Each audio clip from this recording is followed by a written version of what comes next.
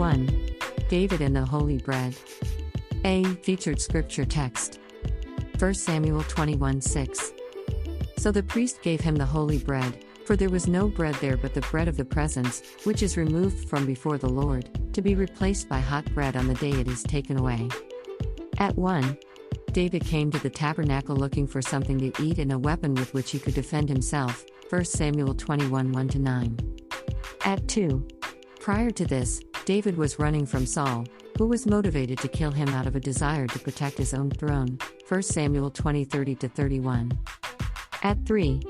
After realizing that Saul was out to get him, David fled to Nob to meet Ahimelech, the priest who was presiding over the tabernacle. 1 Samuel 21:1. At 4. David asked for food, and the only thing that was present at the tabernacle was the bread of the presence.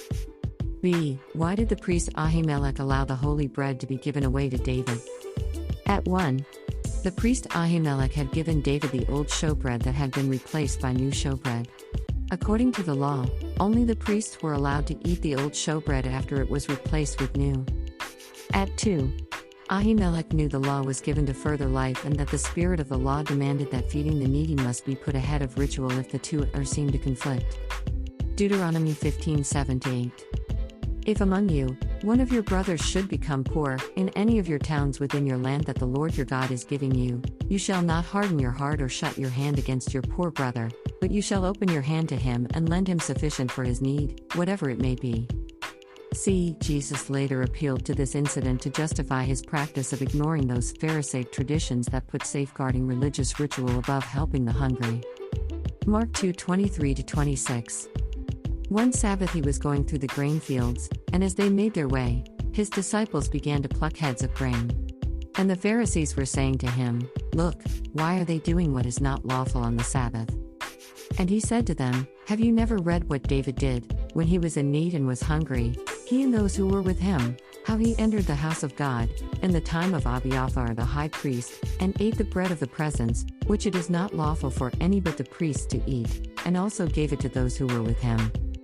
D. Have you ever come to a crossroad where you were placed in a situation of making a hard decision, meeting compassionate needs versus following traditions?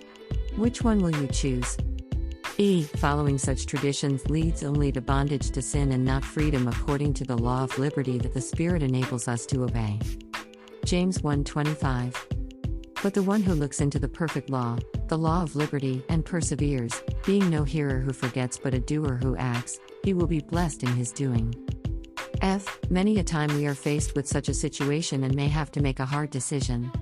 Such a time like this may not be pleasant and unpopular. G. So what is your real motivation?